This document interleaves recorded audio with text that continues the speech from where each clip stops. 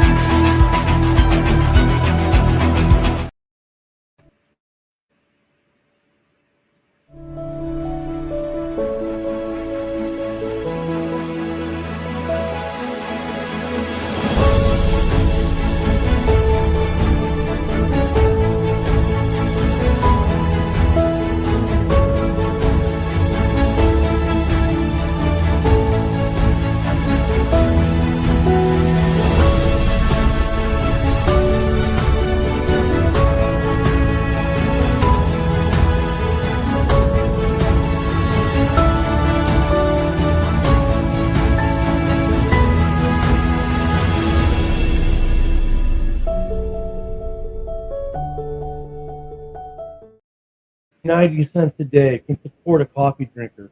I'm sorry, the music makes me think of Sarah McLachlan sometimes, like those APCA commercials.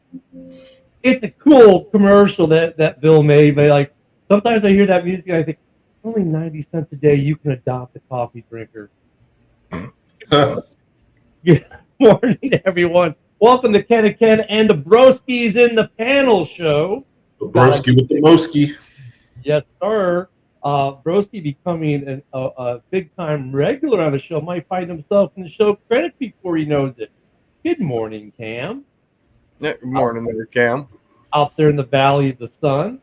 So, hey, we actually had some news last night, yes? I mean, if you want to call Russell Wilson swan song with the Giants some news, then yeah.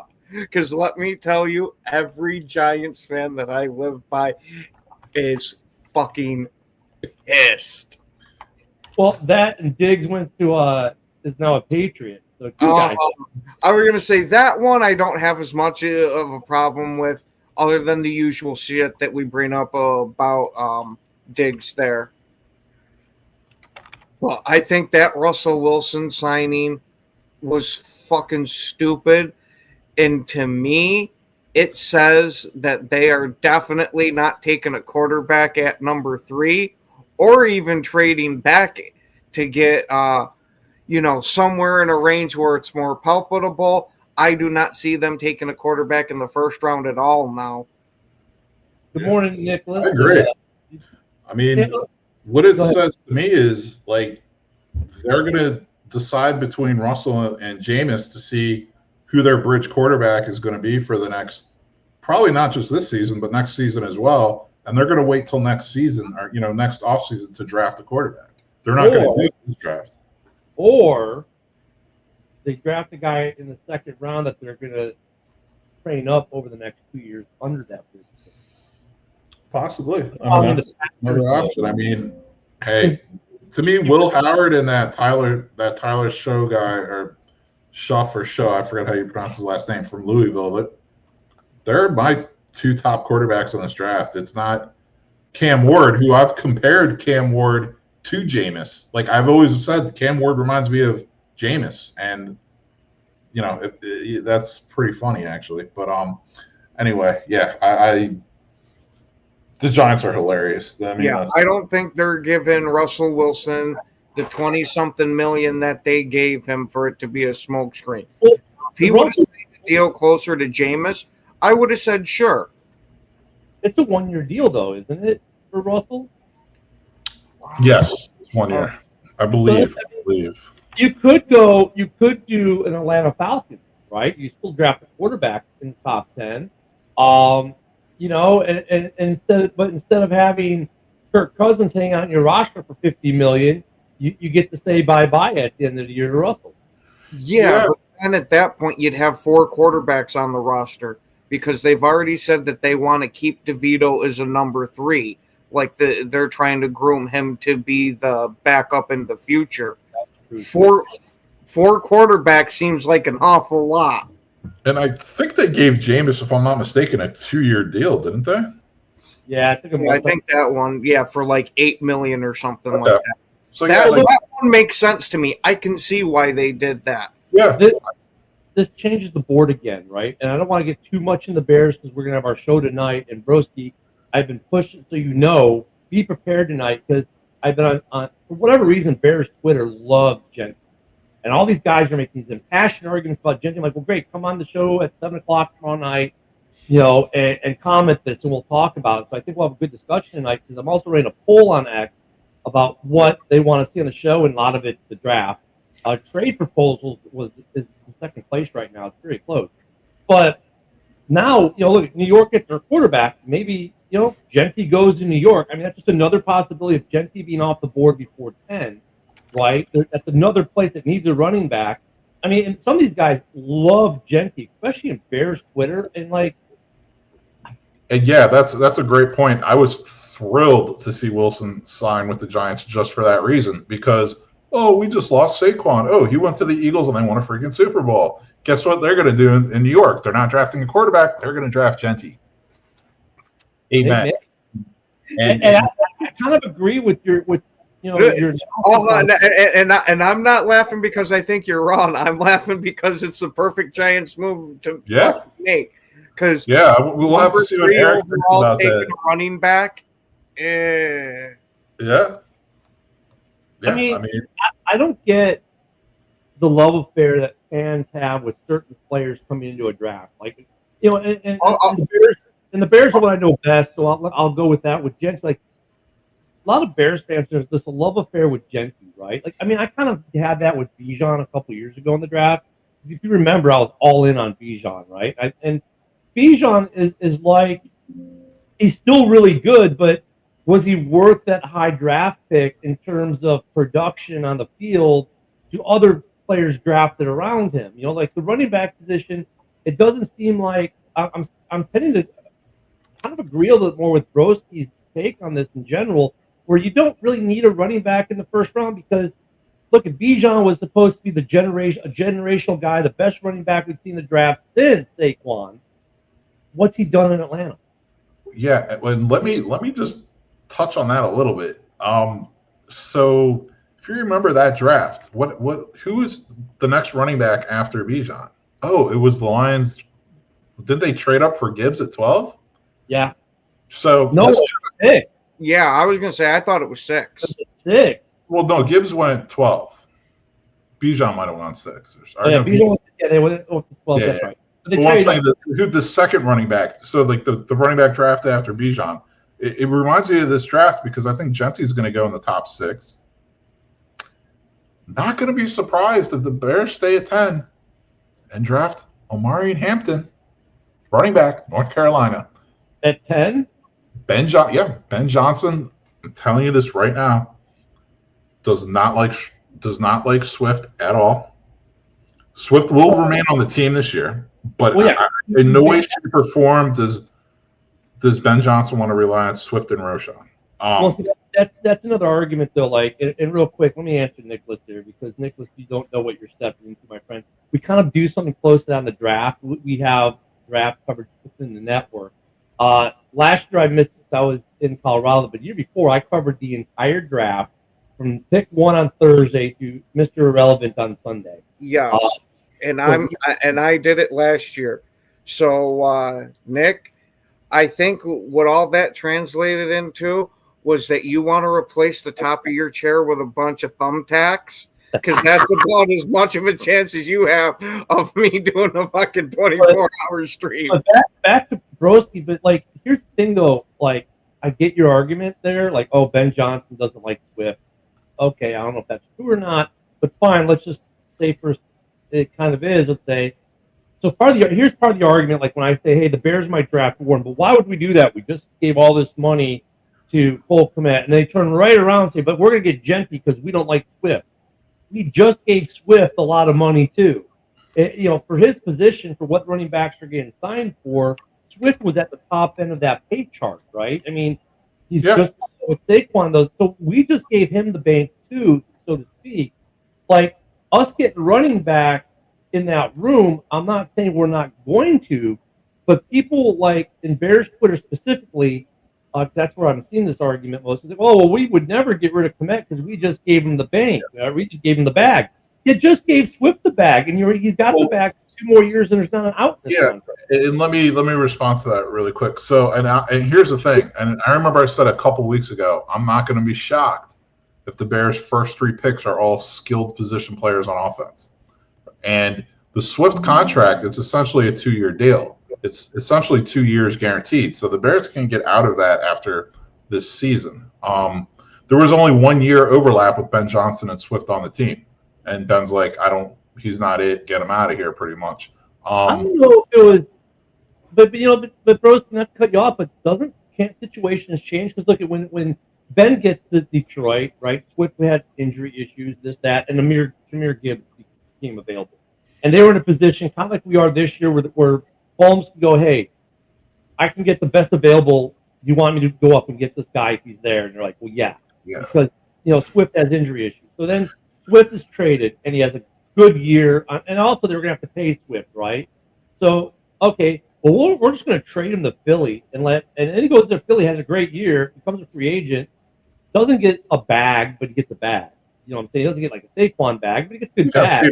He got paid well for his position for what he is. Yeah. Absolutely. And he performed well last year. So could the situation change now where Ben's like, okay, maybe there's more to him than what I thought for the 1 year I saw him in Detroit. Yeah, and the thing is too, I also have to I factor into I just think in general too, it's not it's not about Swift not being good and Ben not liking him, which I don't know if he really does or doesn't.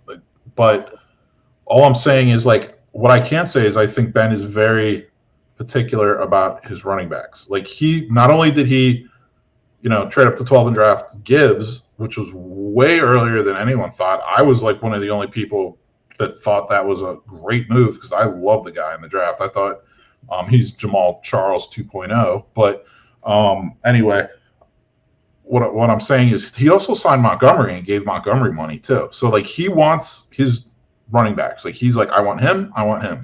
We're going to go get him. I don't want him. We're going to trade him. That's all I'm kind of saying with that. But we'll see. I mean, there's so many options, for a draft. We'll see which way it goes. But yeah, the Giants, I do not think they're drafting a quarterback this year. Not in the first round anyway. Well, we'll have to ask Joe Rogan. Oh, wait a minute. No, we got Timo Joe Rogan. Good morning. Joe. So, Joe, what do you think of the news yesterday? Russell Wilson is now a Giant and Stephon Diggs is now a Patriot. Yeah, Nick and I were talking about it. And, I think for the Giants, it's kind of interesting for the Giants because it leads you to believe that they're not – they also signed Jameis Winston, right? Which leads you to believe that they're not going to draft a quarterback in the draft, which is it's interesting to me. Joe, do you think they might draft Genty at running back, be their new Saquon? I mean, I think it's it's a possibility. I could also see them drafting Travis Hunter if he's available, because to pair with Neighbors, and also I mean, I would imagine he would be a starting corner, and then they would give him 15 plays a game as a receiver. I think that's how you would get the most out of him, rather than using, because the level of preparation for one position in the NFL is crazy. Let alone trying to play both sides. I don't think he's going to be able to play full time both sides. So you have to kind of choose. And to me, it would be better to put him as a corner and then give him like 15 plays as a receiver, you know? Yeah, I mean, we saw it with Devin Hester back in the day, right? People forget Devin Hester was a defensive player, drafted. Right? He's gonna be interesting. He's gonna be interesting. I don't know where, he'd be if the Bears. I don't know if he'd be interesting on the Bears. I think he'd be interesting on a couple teams actually. But I mean, this really changes the board up a little bit though for the draft, that's why I hate doing mock drafts so early. I like doing my mock draft like a week or two out max, right? But guys have been doing mock drafts since right after the draft last year, and look how when free agency opened, look at the best example. Look at the Bears before free agency opened. Broski, myself, Woody, Mike the Bear fan Mike, all us Bear fans like we're drafting O-line, O-line, O-line, O-line, D-line, O-line, right? All trenches. Free agency happened. Now we're talking about, now we're going to do skill position players in the first 3 picks. Like, that wasn't even the topic of discussion. Like, that was outside of the realm of possibilities before free agency. And now you get, now you fast forward after that a week or two. Now you're getting the effect of other teams, especially other teams ahead of you in the draft when they make a move like all of a sudden they sign 2 veteran quarterbacks. And when everyone was thinking for the last, 3 or 4 months, they're drafting a quarterback. Well, wait, hold my coffee. Make sure it's actual coffee. Hold my coffee because we just signed 2 quarterbacks, and now we might draft a running back or a corner that wants to play both sides or an O-lineman or something else that you thought was going to be on the board at, 6, 7, 8, 9, 10. Nope, sorry, they're gone now. It's going to switch the whole board up again.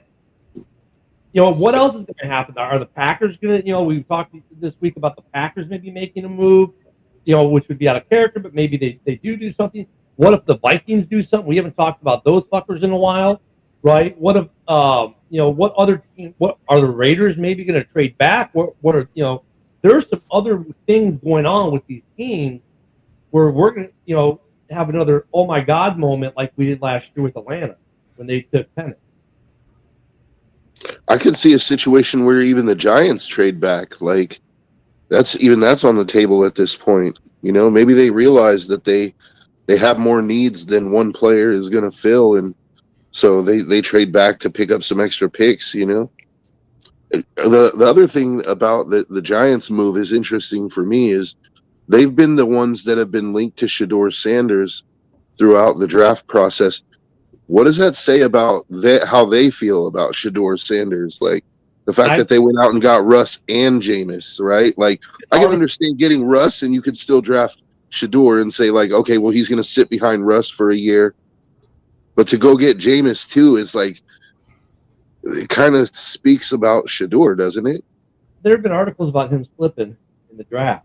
And actually, I think, I think all of us here at some point said this is not a great draft quarterback. The fact that quarterbacks are still being looked at 1 and 2 is kind of mind-boggling. Internet. The fact that quarterbacks are still going to go 1-2 in this draft is mind-boggling considering how bad a quarterback draft this is. It's almost like they were picking them 1-2 because they had no other choice. But now they're seeing, well, wait, there's some good vets out there this year. And they've gone that route because next year looks to be a better quarterback class for the draft, right? You've got a Manning coming out. And I'm sure there'll be a bunch of other guys who look like they're going to be decent. So now you're like, they look at, once again, what the Bears did. I can trade out, get me a haul, and I can take that 1 pick, turn into 3 or 4, and maybe even a player that's going to help me build for the future. Because look where the Bears are sitting personnel-wise right now. And a lot of that's predicated on them trading away the number 1 pick. Yeah, and kind of what Joe said, like, I don't think that they're going to draft a quarterback at all in any round this draft. No. The Giants, like they have 3 quarterbacks on their roster. Like those are their 3 quarterbacks to me this season. They're not even going to draft a guy in the 3rd round or take a flyer on a guy in the 5th or 6th round or something. They're just not even going to address it this year through the draft. So, you know what I think they're going to do? I think they're going to trade out. And the reason I think that is because I think that they're kind of like they're waiting for Arch to come out. I mean, Eli already played for him, like won 2 Super Bowls with him. I think they're kind of like, let's just take the haul, and next year we'll see. Like if Eli doesn't come out, I mean, the Giants are not going to be good this year, no matter who they draft. Yeah, I mean, you have Arch, you have Drew Allar from Penn State, you have Beck from, I guess he's on Miami now. Like, you have a lot. Those 3 guys right there are way better than any of the prospects in this class, in my opinion. Morning, Chad. I mean, well, let's look at the draft real quick now, right? I mean, the Titans at number 1, they may still take a quarterback. Browns at 2, they're not taking. Doesn't look like the Giants at 3 are not taking a quarterback. New England at 4 is not taking a quarterback. Jacksonville's not taking a quarterback. The Raiders not taking a quarterback. The Jets not taking a quarterback. The Panthers not taking a quarterback. The Saints possible to take a quarterback, right? But not to start this year. So because of the Carr contract. The Bears are definitely not taking a quarterback. The Niners aren't taking a quarterback. The Cowboys are not taking a quarterback. The Dolphins are not taking a quarterback. The Colts at 14 could possibly take a quarterback. So actually, the Niners could take a quarterback. Sorry to interrupt you, Ken, but Ken, I was talking to Nick yesterday, and Nick said that he was hearing rumors that the Niners might actually trade Brock Purdy to the Cleveland Browns.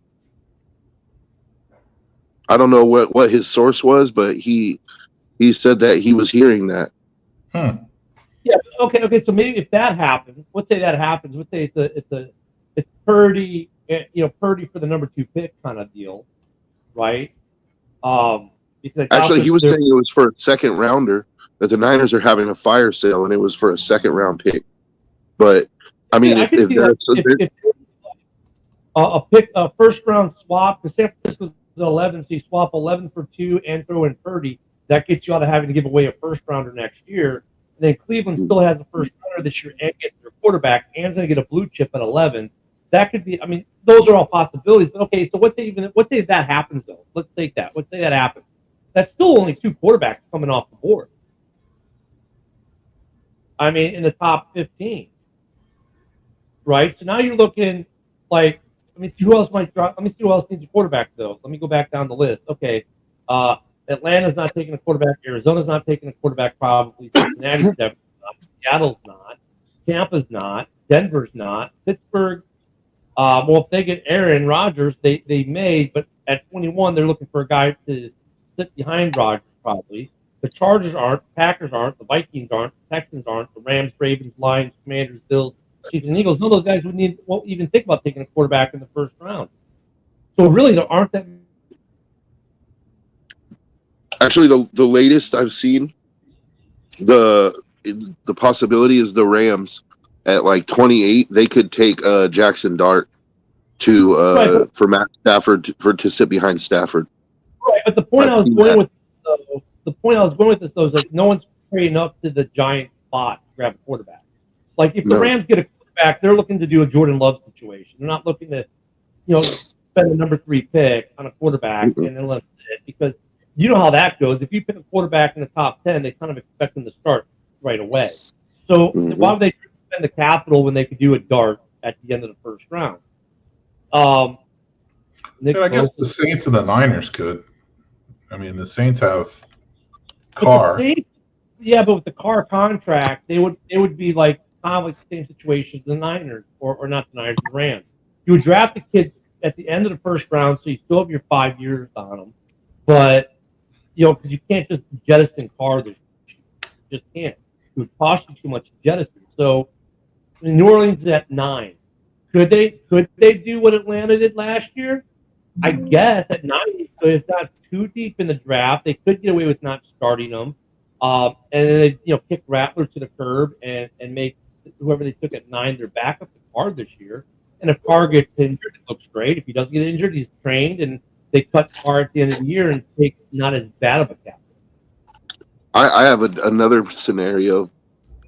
Let's say that the Niners actually do decide to trade Brock Purdy to Cleveland, and they do like a pick swap, like you said, right? 11 and 2, and the Niners throw in Purdy. the Niners take Shedeur Sanders. Right. Remember, Dion played for the Niners and won a Super Bowl with them. Like, yep. I could see that connection there, number one. For sure. And the Niners are having a fire sale because they need to get younger. They're up against the cap, so resetting their quarterback cap would help them to keep some of their key players in place. They've already lost a lot, but they could keep at least most of their offense together. It makes sense from that perspective, you know. Yeah, I mean, it gets interesting with a couple of these teams with, like, they've got a guy, but, like, I don't think the Saints are going to want to keep Carr for a year or two, right? And the problem is for the Saints, though, because, you know, they've had what we'll call it it's a regime change, right? New one. The problem is for that new head coach is Carr's not his guy. We know that argument. We always hear it all the time. But the problem is the last regime signed him to a contract, or he's still the current GM, but the contract is such that now that you have your new head coach, you can't just Carr's not easy to get rid of because of the cost. Yeah. And if they were getting rid of Carr, they would have already done it for this year, probably. Yeah, he restructured, so he's due $40 million, but he restructured for this year. Yeah. So that really can't get rid of him. Yeah. So I mean, I would be surprised if Nola. I wouldn't be surprised if Nola trades back. So they, trade, like, they're a team too that could trade back if someone wants to move up or something. They could move back to like the 20s and then grab a guy like Dart to be the future behind Carr, and then get some capital because they have a lot of needs too. They've been in a fire sale mode. Yeah. And then I also have to keep thinking about, I know Steve in the comments is mentioning it, the Titans. So with their past two quarterbacks they've drafted, Levis, and then what is it? The guy who's the backup on Green Bay now, was it Willis or whatever his Willis, yeah. Yeah. So it's like, if they're really not dead set on Campbell or Sanders, like, if I'm them after their last two experiences with quarterbacks they've drafted, if I'm not completely sold on one of those two guys, maybe the Titans do what the Bears did the other year and they trade out of that first spot and say, hey, we need a lot right now. Let's stockpile some draft picks and go that way, and we can take a look at quarterback next draft. I think that's the smartest move. It is a smart move, but the scenario that the Bears were that next, first off, there's some luck there, right? The luck that Carolina ended up with the number one pick the following year as well as a record. I mean, okay, no one saw that coming, but let's look at possible trade possibilities for the Titans, right? I mean, the Browns aren't going to go from 2-1. No, I don't think it's ever happened in the history of the NFL. A team has gone from 2-1 in a trade. They just don't do it. Right now, from 3-1 and on, yeah, there's precedent. But the Giants. There's one thing though, and also think about this. So the Bears lucked out in that the Panthers ended up being the worst team in the league even after the trade, right? But the Titans, there's a good chance that even if the Titans trade out of one, that it's not going to be the team that they trade with that's going to be the worst team. There's a good chance that the Titans are still going to finish first overall next year. That's kind of where I'm going with it, though, in a sense, because I want to hit twofold. You hit half of it. Yeah, the Titans could trade out number one and get number one again next year. We're just going to suck that. But if I'm looking at a trade partner for them to get what they to maybe do somewhat close to what the Bears did, all right, the Giants aren't going to do it. The Patriots aren't going to do it. The Jags aren't going to do it. The Raiders aren't going to go up to number one. I don't see that happening. I mean, they could do something crazy. Maybe the Jets. No, they just signed. Fields to be their guy. The Panthers aren't going to do it. The Saints aren't going to do it. The Niners probably aren't. The Cowboys no. I mean, so which team is going to trade up that didn't make the playoffs last year, or is a team that's maybe I'm looking for trade partners for them. Arizona, no. Atlanta, no. Indy, maybe Indy makes sense at 14. And they think, well, maybe if we get the best quarterback in the draft, they can get out of mediocrity. I don't know. Hey, good morning, Jade, and good morning, Sarah, to the stage. Good morning. If if Tennessee's going to trade out of number one, and maybe Sarah, with a fresh perspective, can give us that. Sarah, who do you think the Titans, if the Titans want to trade out of number one, right, and not draft a quarterback this year, who would be a good trade partner? Probably the Giants. Why? They just signed their quarterback last night. Yeah, but they didn't invest that much money into it, so it's not like and he's only a 1 year, so it's not like they have a lot invested where they can't take a quarterback.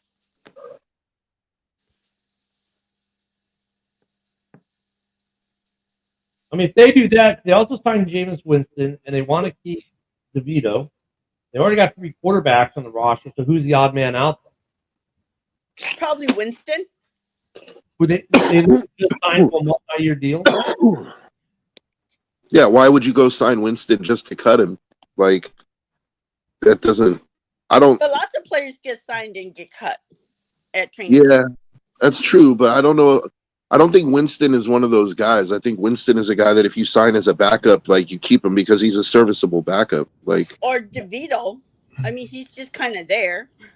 But what about the other New York team, the Jets? I mean, they have Fields on a 2-year deal. He's probably not going to be their long-term answer. I mean, I wouldn't rule them out. Yeah, I could see the Jets. Well, okay, I so could see the Jets because they'll say like we'll see how it goes this year with Fields, and they probably have an out after this year.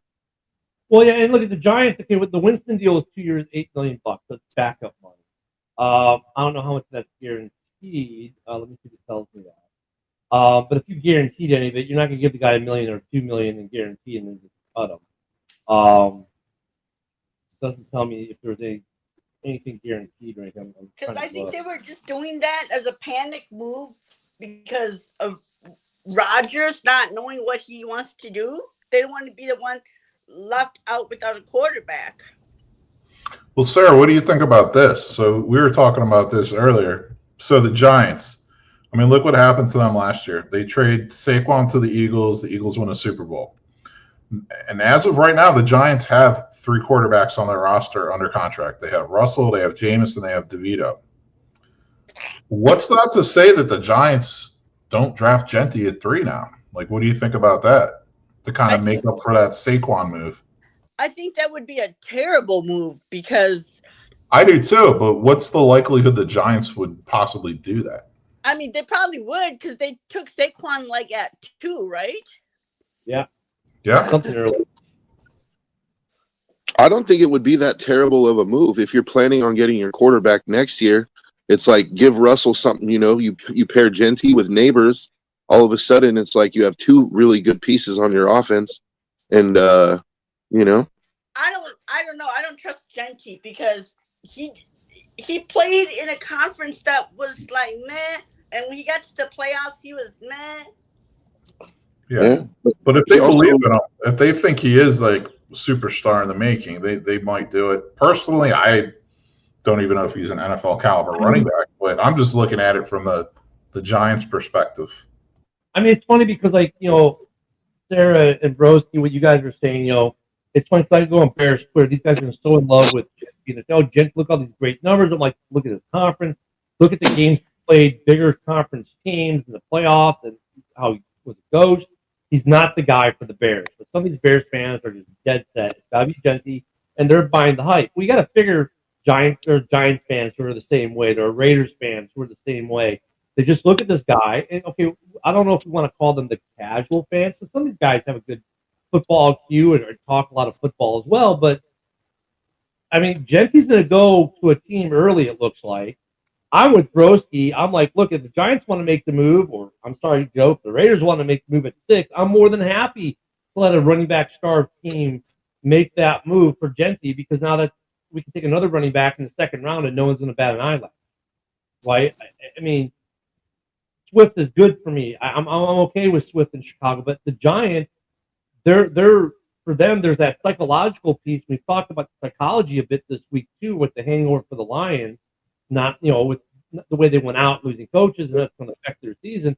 Well, there's a psychology to the Giants, right? They, like Broski said it, they lost Saquon, and Saquon goes to the division rival, wins the Super Bowl, and now I've got my quarterback. Oh, but by the way, there's a stud running back right there for the taking at 3. Going back to your first question you asked me, though, you know who would be a sneaky dark horse to move up? The Steelers. Yeah, I mean, they need a quarterback. That's for sure. Well, I have people around Steelers fans that I know think that the Steelers might be looking to draft a quarterback, and I think it's the second round. I think they have their second round pick. But supposedly they really like Will Howard from Ohio State. And I also think if Omarion Hampton is there for the Steelers at 21, there's literally no chance Hampton gets by the Steelers at 21. And then second round, they might actually draft Will Howard. But they need a quarterback. I mean, if they were to make a move, yeah, I mean, they need a quarterback, that's for sure. Well, they're definitely linked. I think they're all in on Rodgers. Now it's just Rodgers doing some ayahuasca to figure out if he's going to play next year. But I mean, if it looks like Rodgers is going to be the guy, because it's weird. They were a playoff team last year that jettisoned both their quarterbacks, right? And good morning, Green Man. By the way, if you guys don't know Green Man, we're partnering with Green Man for the new intro video. If you haven't checked out his content on X, he makes some hilarious, richly great videos on X. So make sure you give Green Man a follow there if you're on X. But if they're all, I mean, it's weird because they made the playoffs. It's like, and they're 21, so it's not like you're going to get a stud quarterback at 21 that's going to be your starter off the bat at 21. So either you have to do what Sarah said, you have to jump up to 1 or 3 and hope you get a stud quarterback to now be the franchise quarterback, or you do what people are thinking they're doing, and that's sign Aaron Rodgers to a 2 or 3 year deal where you have some outs maybe in year 2 and 3, and maybe draft the guy at 21 or in the second round that you're going to bring up while you have Aaron there. Yeah, but the thing is, they already offered Rodgers the contract, and he's just waiting. So what you're saying is Aaron's being Aaron. He wants to make sure he misses every single off-season camp and workout, and then he'll sign the contract. Exactly. I don't think the Steelers want to wait that long. Like, I think if he doesn't sign it before the draft, I think that could affect the Steelers' draft plans. Like, yeah. He might wait himself out. Like, honestly, I think he's like, in a way, I think he's like hoping that JJ McCarthy's not gonna turn out during training camp, and that he has a way in, because I don't see why he's not signed yet. They already offered him a contract. Agreement, real quick. Daylight savings time gets us too, man. That's funny thing, Sarah. You mentioned that though, because the talk of Rodgers to Vinny is not dead. I guess JJ made some comments while I was on my cruise that kind of reignited the whole fire of Rodgers. Because before I left on the cruise, like, okay, the Vikings are out on Rodgers.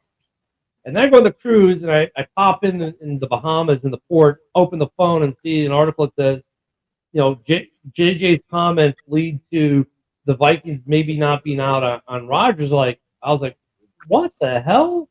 I mean, JJ's rehab had some complications.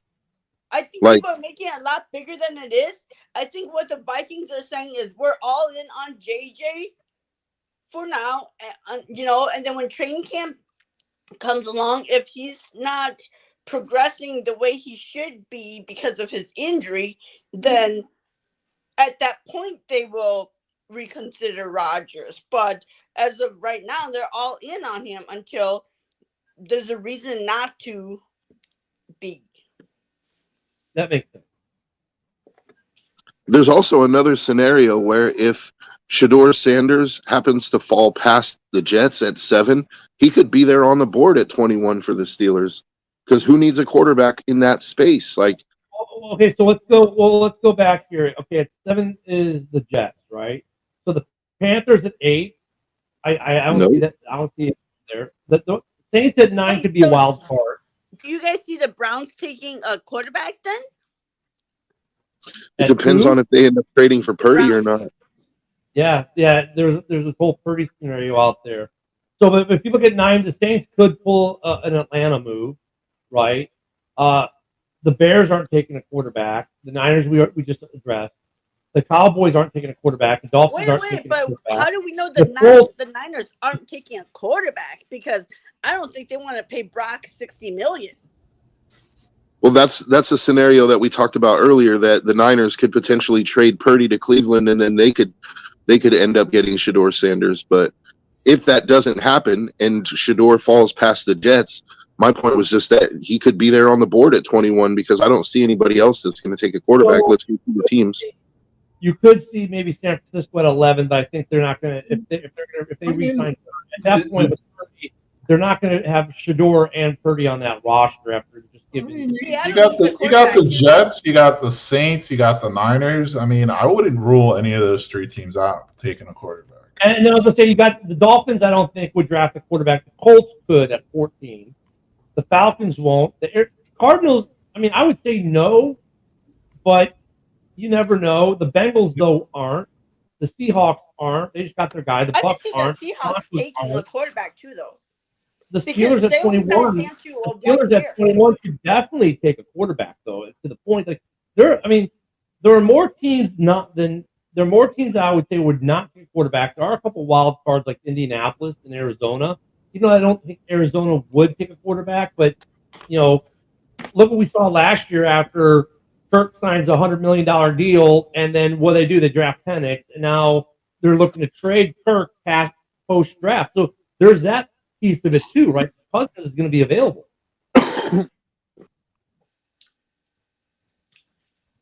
What if Cousins ends up with the Jets, getting traded to the Jets to be there, or to the Titans if the Titans trade out at 1? I don't know what the Titans have done in the offseason indicates to me that they are taking a quarterback. Well, Broski brought it up, because Broski brought it up as them trading out because, look, they have not had the best luck at drafting quarterbacks in recent history.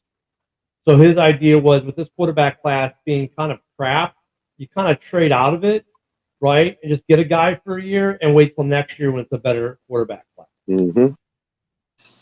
Because even if you draft a quarterback, you're not going to be good. You have too many needs. You're still going to finish top 5 in the draft. So it's kind of like taking a page out of the Bears playbook when we did it with Carolina. Well, but then at the same time, it's like, because we know the quarterback class is not that great, are there going to be teams wanting to come up to trade for a quarterback? Well, yeah, I possibly, because I think the 2 guys that are being talked about, I don't think you build your team around them, but if you already have a team that's somewhat built or competitive, then it might be worth it because you can make them into something.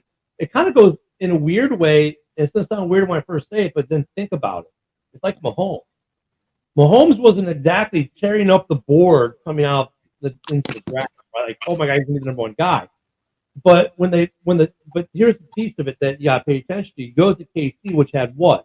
A pretty good team around him to begin with, and that made him a better quarterback as a rookie and beyond because he started at a better level. You see what I'm saying?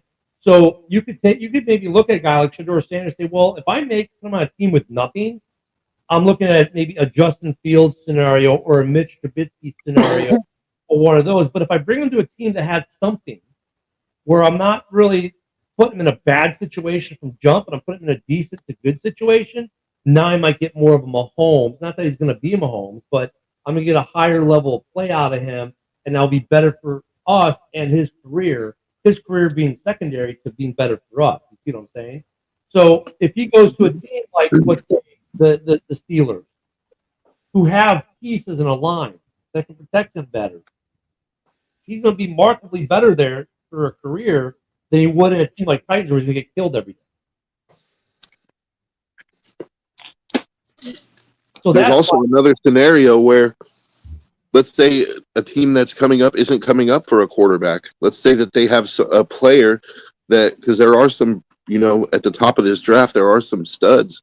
Let's say there's somebody that they really want, like a defensive end, like Abdul Carter, or a corner, There's, the defensive tackle. I think is it Mason from Michigan?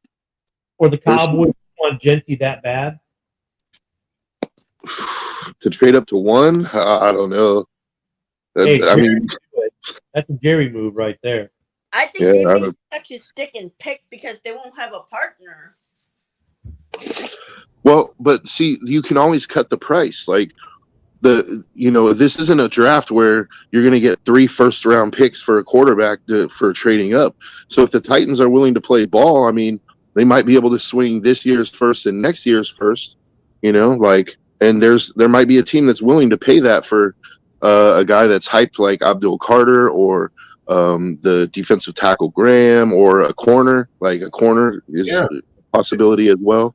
And not only is it not like a really strong quarterback draft, it's not like a strong high-end wide receiver draft either. So that to me would be like the next position or a strong left tackle draft. So like those would be the next 2 positions where like, hey, if there's on a stud quarterback, maybe those teams are just going to be like, we'll still stay where we are and we'll just take the best wide receiver or the best left tackle. But that's not really as much value in this draft, So it's interesting because like Hunter, some teams really value Hunter, some really value Carter, some really value Mason Graham.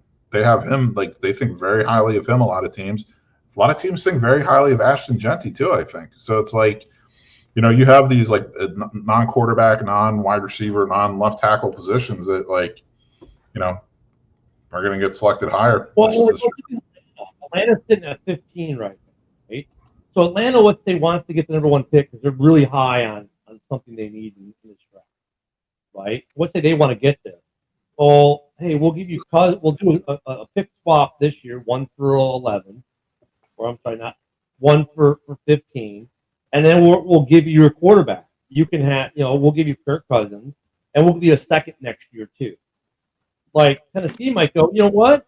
That makes sense, and then it might make sense to Tennessee. They get a quarterback that they know is a solid guy, and they already have. Look, the thing with Tennessee, remember, last year, the first 5 or 8 games, they were the number 1 ranked defense in this league. They have a good defense. Their problem was their quarterback play was so terrible, it literally cost them games. Like the Bears game where Levis said, here you go, Chicago, just win the game on a pick 6. So they're not that typical, really terrible number 1 overall draft. They've got a good defense. They just need a quarterback. So hey, that might make sense to them to maybe have a trade partner with Atlanta, and Kirk Cousins is part of that deal. And they've got the money to absorb the Cousins contract. But if all you need is a quarterback, you might as well just take Cam Ward at 1. Instead, reset your quarterback market, or your quarterback cap. But if you could get. If you could, I mean, for the money piece, right? I agree with you there. But I'm just saying, like, what if you could get, a quarterback, your quarterback and a number 1 pick still this year? So you're going to get a quarterback and a weapon for him or protection for him, and then you're adding an additional 1 next year or a second overall pick or second round pick. So in other words, you can still, you're paying the money which you can afford right now, but now you're getting more. You're getting your quarterback and you're getting capital. So I mean, the trade makes sense. The only thing that looking at it from the Titans' perspective is like I saw Kirk Cousins play last year, and so it's like, do I think that he's going to do better than Cam Ward this year at number 1? I'm not convinced of that. So I disagree with you. I'm just throwing that out there as a scenario. No, I totally. And the Titans may decide, you know what, even as bad as Cousins was last year, it's worth it for that extra pick next year and add a weapon with him this year. Like they might decide that trade is still worth it because they're going to suck this year either way. So it's like, well, we can suck with Kirko and we can add a weapon and still have another extra first or second next year, or we can suck with Cam Ward and not add the extra weapon. Like from that perspective, it makes sense. Their O-line's not terrible, and they added the kid from Northwestern the year before last. They got he should be improved this year coming to third season. They got a good defense.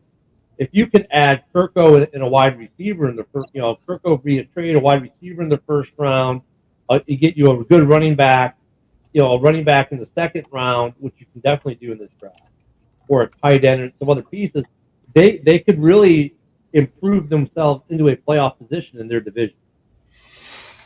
Real quick, I'd like to shout out Motown Mitch in the chat.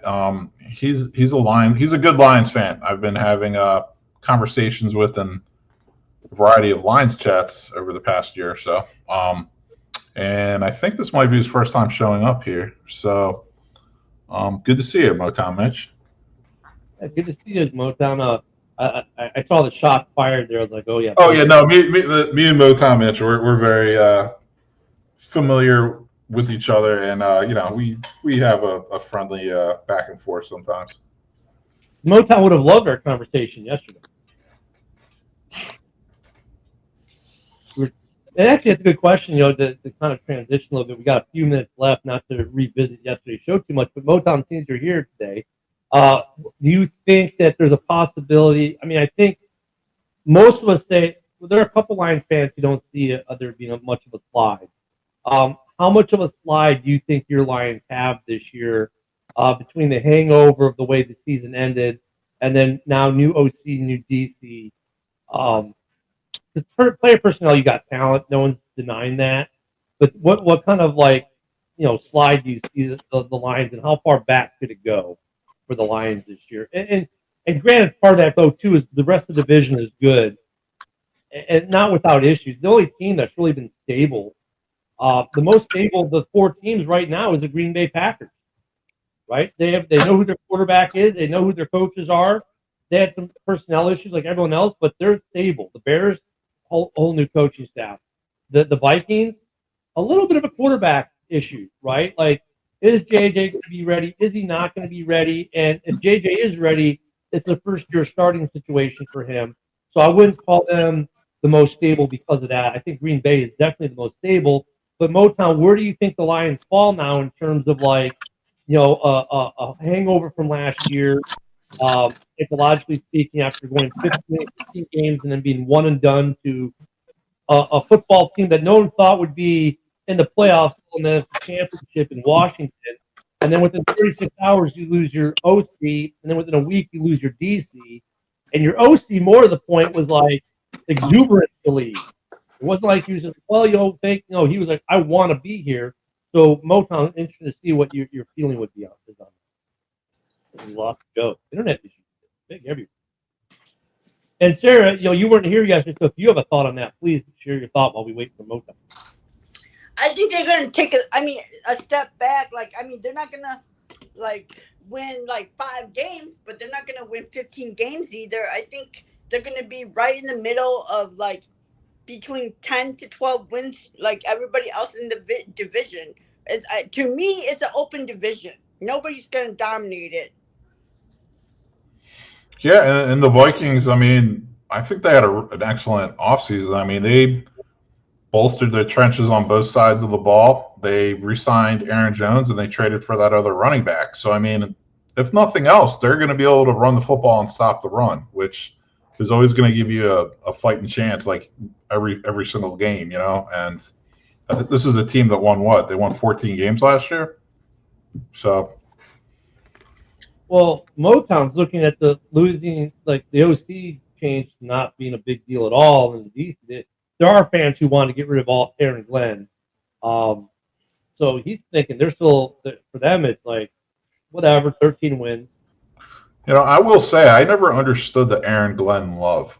The Lions never had a top caliber defense under Aaron Glenn. So I'm not quite sure what's catapulted him to being this hot commodity for a head coach. I don't understand it personally. I think because of the way that defense performed last year, especially with all the injuries, they still performed at a pretty high level. They were still top 10 or so. Their defense was actually sneaky good, and that's why. I don't disagree with you, Gross, but let's be honest. The Lions, they may have been the worst defense in the division for the most part, even though the Bears fell back. They just got wore down throughout the year.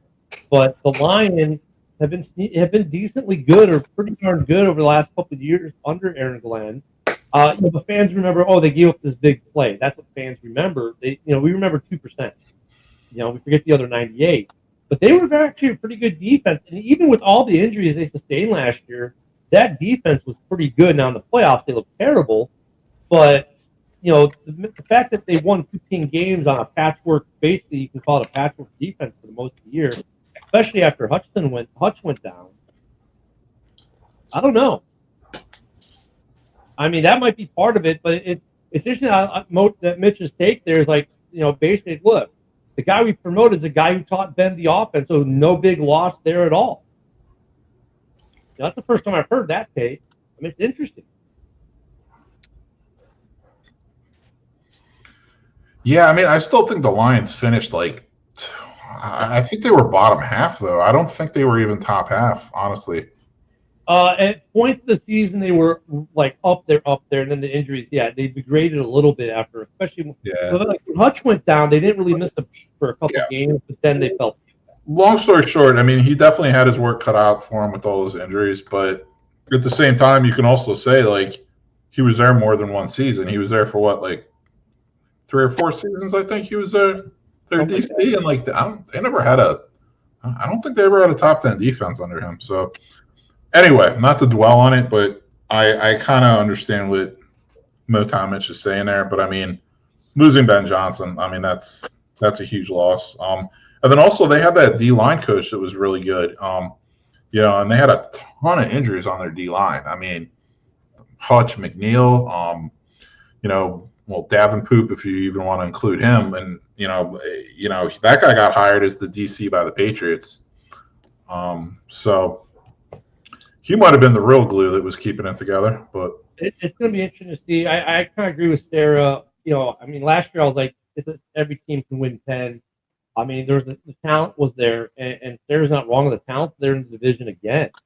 You know, this is going to be one of those divisions where, honestly, if you're a Lions fan, don't be mad at me, but you can go from first to worst and still win 11 games, 10 or 11 games, and you can still be in last place in this division the way it looks right now, right? They obviously have to play, but I mean, this is a very tight division. You could have a division winner with 13, second place has 12, third and fourth have 10 or 11. I mean, it's an interesting division, but we do have a harder AFC schedule, which we can get into as we go on for almost out of time here.